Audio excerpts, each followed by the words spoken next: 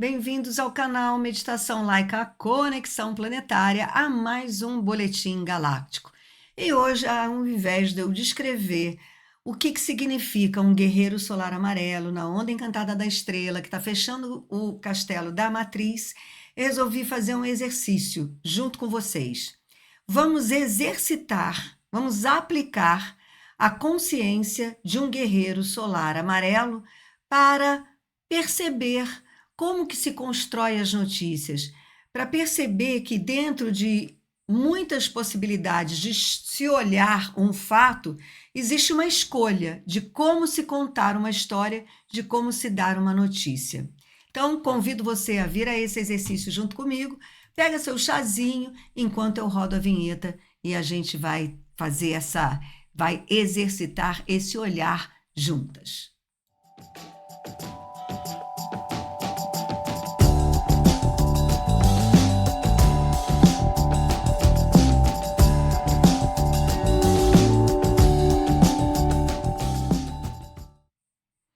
Que bom que você ficou aí. Quero aproveitar e pedir para você deixar o seu like nesse vídeo para ajudar o canal a distribuir, para ajudar, na verdade, o algoritmo do YouTube reconhecer que esse conteúdo merece ser distribuído. Então, que bom que você ficou aí. Bom, eu queria começar dizendo que esse tipo de vídeo hoje foi inspirado justamente porque nós estamos transitando no Castelo da Matriz. O Castelo da Matriz é o último castelo de um giro do Tzolk'in. Deixa eu mostrar para você o Tzolk'in, para você se apropriar dessa leitura. O Tzolk'in é o calendário que nos traz a contagem de tempo natural da Terra, de acordo com a navegação do planeta em torno da nossa estrela do Sol e a navegação do Sol em torno do grande Sol central, existe uma contagem de tempo que respeita esse movimento, que acata esse movimento. Então, através dessa costura do tempo, a gente tem informações. Essas informações estão traduzidas nos selos e nos tons do Tzolk'in. Esse é o Tzolk'in. Então, o Tzolk'in, ele tem esse tipo de distribuição em 260 dias, e a maneira como ele está distribuído aqui tem um significado. Nós estamos navegando nesse finalzinho, nessa última onda encantada, nestes últimos 13 dias. E essa última onda encantada, ela também pode ser organizada aqui dentro do Castelo Verde, desse castelo aqui. Então, a gente pode fazer uma leitura das ondas encantadas e dos selos nessa distribuição, que vai nos dar uma série de informações, e nós também podemos ler e agrupar todos esses selos dessa forma, o que traz para nós outras informações. Aqui a gente entende que 4 ondas encantadas compõem o castelo vermelho do leste, onde o sol nasce, onde tudo começa. Outras 4 ondas encantadas compõem o castelo do norte, aonde tudo se refina. Aqui no castelo do oeste, tudo se transforma. E no castelo do sul, nós colhemos os frutos de toda essa vivência até aqui. Nós estamos agora nesse castelo verde, que é o 5º castelo, o castelo central, que reza a lenda que foi tirado do calendário gregoriano, que nós chamamos de falso calendário, porque rouba esse tempo de nós. Então, o Castelo Verde é o castelo da matriz. Por quê? Porque ele gera uma outra matriz, já transformada pela vivência, pela tomada de consciência de todo o trânsito em todos os outros castelos. E ele tem o nome de Central do Encantar. É o Castelo Verde, a Central do Encantar. Por quê? Porque nesse castelo a gente lembra que a melhor forma de nós nos construirmos, nós evoluirmos como seres humanos é através do sonho. Tudo que foi construído sobre a face da Terra já foi um sonho, já foi uma criação, uma fantasia, uma imaginação. Todos os móveis, toda a tecnologia, tudo foi um sonho, não existia na natureza. Então, a nossa capacidade de sonhar é o que nos traz a consciência criativa, é o que nos diferencia de todos os outros animais, é o que nos transforma em deuses para todo o planeta Terra, uma vez que a gente cria e interfere no andar da natureza. Muito bem, nesse Castelo Verde nós estamos justamente criando. Estamos nessa última onda encantada desse castelo. Nós vamos terminar agora. E hoje é exatamente o dia do guerreiro solar. Esse guerreiro é aquele que questiona. Ele tem 3 palavrinhas que definem a vibração, a consciência que o guerreiro vibra e que nós podemos, nos nossos corpos sutis, captar essa vibração e exercer essa consciência. O guerreiro solar, ele diz o seguinte: é preciso questionar. É preciso questionar com inteligência e intrepidez. Então a gente percebe que intrepidez é sagacidade, é você perceber aquilo que está por trás do discurso, aquilo por trás do óbvio, sabe? Vamos ser intrépidos, vamos questionar. E questionar com inteligência. E a inteligência aqui eu quero destacar, pelo menos a maneira como eu interpreto o que é inteligência. A inteligência é um funcionamento. Existe uma dinâmica com início, meio e fim que cumpre uma função. Então, por exemplo, a inteligência orgânica, a inteligência do nosso corpo, essa criação, essa criatura, né? O nosso corpo é uma criatura divina, é cheio de sistemas orgânicos inteligentes que funcionam por si só. Você não precisa pensar, por exemplo, em digerir a comida que você come. Nosso organismo, nosso aparelho digestório é inteligente. Então, tudo acontece de maneira que tudo aquilo que nós ingerimos é perfeitamente diluído e trabalhado quimicamente para que no intestino a gente possa absorver os nutrientes e jogar fora o que não serve. Então, inteligência nesse sentido, um sistema inteligente, um sistema que funciona com um objetivo, com uma função, sem que precise haver nenhuma interferência.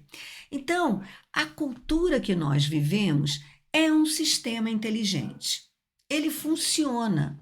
E esse sistema, é essa cultura que eu apelidei de Matrix, porque no momento ela faz com que nós funcionemos dentro dessa Matrix através dessas crenças que são colocadas na nossa mente. Quem coloca crenças na minha mente, Cláudia? Ninguém mexe comigo. Eu sou dona dos meus pensamentos. Muito bem. Aí eu estava sentada almoçando outro dia e de repente eu me vi diante de uma tela de televisão onde estava passando o jornal Hoje.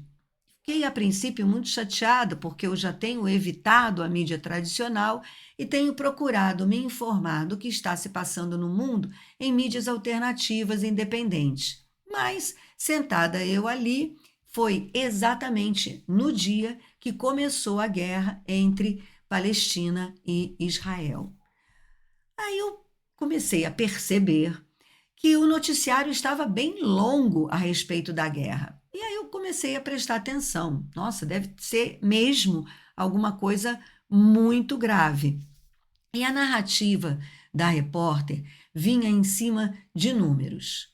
Quantas pessoas tinham morrido de um lado da guerra, quantas mulheres, quantas crianças, quantos idosos, quantas pessoas tinham morrido do outro lado, fazendo um balanço de quantos mortos de cada lado tinha conquistado.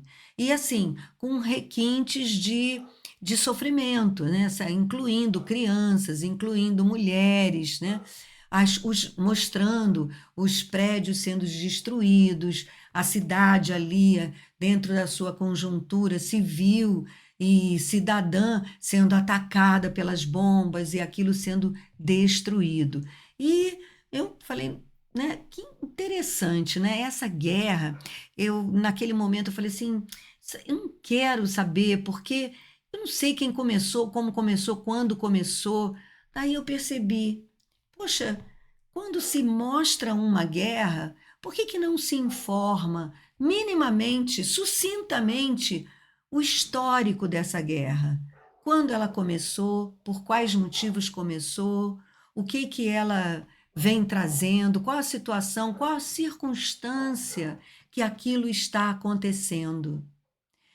E você fica ligado apenas na narrativa do sofrimento, da injustiça. Sabe o que parece? Parece aqueles filmes americanos, né? Os roteiros dos filmes americanos, aqueles de muita ação, em que começa o filme com um policial cuja família é destruída, é assassinada. Aí é uma injustiça assim terrível, com um policial totalmente do bem, e aí esse policial passa o resto do filme matando todo o elenco e com a gente torcendo por ele, porque afinal de contas ele está se vingando de alguém que cometeu uma crueldade. E aí as crueldades continuam acontecendo o filme inteiro e o pior, com a gente torcendo por elas, né? Então, essa narrativa que eu estou chamando a atenção de você. E isso é uma coisa que atualmente vem ficando mais fácil da gente perceber através das news e das fake news. Hoje a gente percebe que uma notícia pode ser dada de várias maneiras, que pode se inventar coisas que nunca aconteceram, e isso pode virar notícia, e uma boa parcela da sociedade pode acreditar, isso vira uma crença, e isso rege o pensamento, o sentimento e a atitude das pessoas. Hum. Então, eu posso pensar não exatamente aquilo que eu escolho pensar, mas um pensamento que foi provocado totalmente de fora para dentro. Veja, não houve fato, é mentira. No entanto, eu acredito, eu sinto isso e eu ajo pensando nessa mentira que eu entendi, que eu trouxe para dentro de mim como uma verdade. Então, isso hoje que a gente vê, né, inclusive, não só como coisas escritas, como manchetes, mas como imagens e filmes. Inteligência artificial consegue colocar a Elis Regina dirigindo uma Kombi, ali vivinha, falando com a filha dela. Isso não existe, mas a gente enxerga isso como uma realidade. Eu estou vendo, eu vi, é ali, eu vi, estava na tela. Então, esse tipo de coisa que está acontecendo agora com o desenvolvimento da tecnologia e com a evolução da inteligência artificial mostra para a gente que nem tudo aquilo que a gente vê, nem tudo aquilo que a gente ouve é verdade. E quando nós ouvimos, ou vemos, ou lemos uma descrição de um fato, é apenas um ponto de vista daquele fato, e não a verdade absoluta e última. Um guerreiro solar questiona. Um guerreiro solar amarelo de hoje está dentro da onda encantada da estrela. A estrela traz como propósito para todos esses dias, e que o guerreiro então pulsa esse propósito, é de embelezar através da elegância para a gente alcançar a essência da arte. Como é que nós embelezamos o mundo? Como é que um guerreiro solar pode embelezar esse cenário de guerra, esse cenário de barbárie, esse cenário cruel, esse cenário de sofrimento? Porque veja bem, logo depois dessa notícia, que foi longa, ocupou metade do jornal, veio uma outra notícia que ocupou a outra metade. A outra metade do jornal mostrava as pessoas pagando promessas, se não me engano, na cidade de Nossa Senhora da Aparecida. Então, era a notícia do ponto de vista da religião, das pessoas religiosas, né? Então você vê, vem a guerra, vem a notícia da guerra e logo depois a notícia das pessoas que estão mais dedicadas ao bem, entendendo que a religião pretende pregar o bem com os seus dogmas cristãos.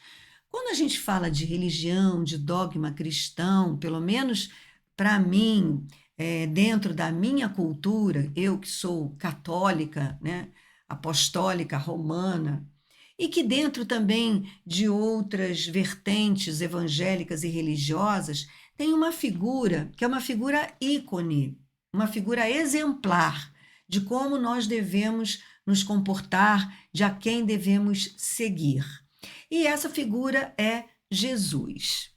Jesus, na época dele, foi um grande revolucionário, pois ele desafiou a verdade do Estado e a verdade da Igreja, e por isso foi acusado, morto e crucificado. Mas nós sabemos que ele foi um revolucionário, ou não, porque essa história de Jesus se revoltar contra a verdade do Estado e contra a Igreja não é contada. O que é contado é a Via Crucis. A história de Jesus que é contada, recontada para nós, o quanto ele sofreu, o quanto ele carregou a sua cruz, o quanto ele foi chicoteado, o quanto ele foi humilhado, o quanto ele foi crucificado. Quando pediu água, deram vinagre para ele e ele morreu sangrando na cruz e foi coroado, pois diziam que ele era o rei dos judeus, porque ele nunca se nomeou o rei dos judeus, né? Isso me lembra muito esse movimento de grupos que elegem um guru. Ah, ele é o guru, vamos segui-lo, né? Então, assim, coroado com uma coroa de espinhos. E veja bem, às vezes não, na nossa mente, a gente não pensa por palavras. Nosso pensamento não é uma folha escrita, nosso pensamento vem por imagens. E a imagem que se tem de Jesus até hoje, nos quatro cantos do planeta, é como? É Jesus crucificado na cruz, sangrando, com um trapo cobrindo o seu sexo e coroado com uma coroa de espinhos. O que que essa imagem comunica para nós? Olha, Jesus sofreu. Ele veio para isso, ele veio para sofrer. Por isso, toda a reportagem que se faz, por exemplo, das religiões, ou pelo menos da minha, católica, apostólica, romana, é praticamente sempre as promessas que são pagas, os pedidos que são feitos aos santos, ao próprio Jesus, para que venha aplacar o sofrimento. Isso é noticiado muito mais do que as grandes obras de caridade que são feitas, do que os restaurantes, né, a distribuição de alimentos que as igrejas fazem, o trabalho dos padres no interior do país, acolhendo as pessoas, tentando alfabetizá-las, né, protegendo os mais fracos, os oprimidos. Isso não é noticiado, e quando é noticiado trazendo a figura desses padres que vêm a proteger os oprimidos como uma figura ameaçadora, uma figura que está fora do seu papel de padre, que é rezar sua missa e dar sermão. Tem essa história de acolher o oprimido, de tentar alfabetizar, de tentar melhor informar o povo oprimido e ignorante, longe de um processo de educação no interior do país. Você percebe isso? Eu gostaria de saber, gostaria que você escrevesse aqui nos comentários se você partilha comigo dessa percepção, se você já reparou nisso. A primeira vez que eu vi a foto de Jesus alegre, sorridente, deixa eu ver se eu consigo trazê-lo aqui para vocês. Eu vou até, se vocês me permitirem, não editar esse vídeo. Depois que ele estiver publicado, eu tento editar. Mas eu vou tentar pegar aqui uma imagem de Jesus fora da cruz. Foi a primeira vez que eu vi essa imagem, eu até duvidei, sabe? Eu achei assim uma coisa meio assim desrespeitosa, sabe? Como que põe assim Jesus feliz? Isso não corresponde. Eu vou colocar aqui a imagem para vocês. Olha só. Deixa eu retornar aqui a tela. Isso vai me dar vou precisar que você tenha a paciência de esperar um instantinho. Pronto. Olha aí. Eu me lembro muito bem da primeira vez que eu vi essa imagem. Eu fiquei chocada. Eu falei assim, mas como? Sério, me deu uma sensação de desrespeito à figura de Jesus. Olha que doideira, gente. Sabe? Como se respeitar Jesus fosse respeitar o sofrimento e a humilhação que ele viveu. Só que o sofrimento e a humilhação que Jesus viveu foi a resposta do Estado e da igreja, aquele homem que só pregava o bem, aquele homem que dava sermões maravilhosos para trazer a consciência para nós. Então, essa é a imagem que deveria ter, digamos assim, sido trazida até nós por Jesus, um cara que pregava o bem, que pregava a solidariedade, a harmonia, a liberdade de ser e viver, pregava ouvir a voz do Pai. Jesus seguia a voz do Pai, a voz interior. Olha só que interessante. Ele não ouvia ninguém, nem os seus próprios companheiros de fé. Ele ouvia a voz do Pai. Então, esse exercício do guerreiro de se questionar não é um exercício que eu estou trazendo para a gente fazer agora, mas talvez você tenha outras questões, talvez você queira levantar outras questões, mas questione. Questione o fato de que as notícias, as manchetes, as informações, tudo que chega até você, de fora para dentro, é um simples ponto de vista daquele que está trazendo a informação. Pode haver outros pontos de vista. E todos podem ser legítimos. Afinal de contas, cada um de nós enxerga uma parte do todo. Então, quando nós respeitarmos, talvez essa seja a moral da história do guerreiro solar amarelo, quando nós aprendermos a respeitar todos os pontos de vista, e aqui eu quero destacar que são os pontos de vista verdadeiros, tá? Aqueles de que viu, de fato, né, alguma coisa e está, então, colocando, descrevendo o seu ponto de vista, não aquele inventado, de uma mentira, de uma fantasia. Mas quando nós aprendermos a respeitar todos os pontos de vista, sem excluir nenhum, talvez nós comecemos a enxergar o todo. E ao enxergar o todo, a gente resgate a sensação de voltar para casa, de se sentir acolhido e aconchegado. Primeiro, porque o meu ponto de vista foi considerado.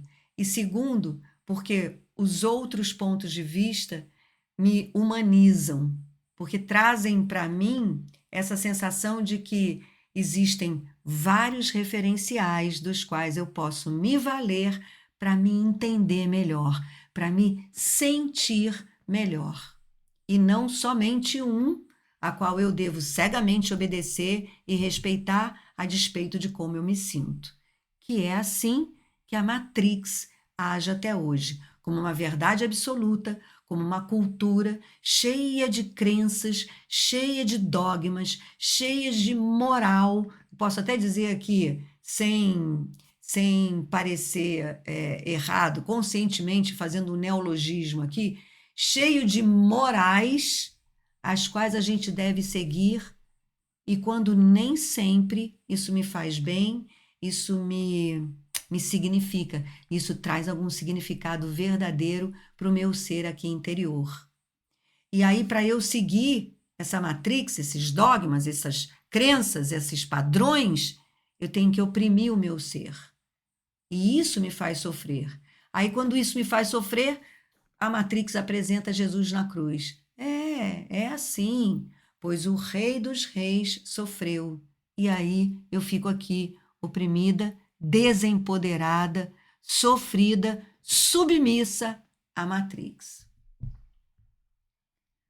Então, eu espero que essa perspectiva do guerreiro solar amarelo traga a nós a consciência, para a gente desafiar o óbvio, para a gente questionar com muito respeito. Tudo pode existir, não estou excluindo nada. Sou guerreira solar amarela da paz. Eu não excluo. Você quer ter esse ponto de vista? Tem.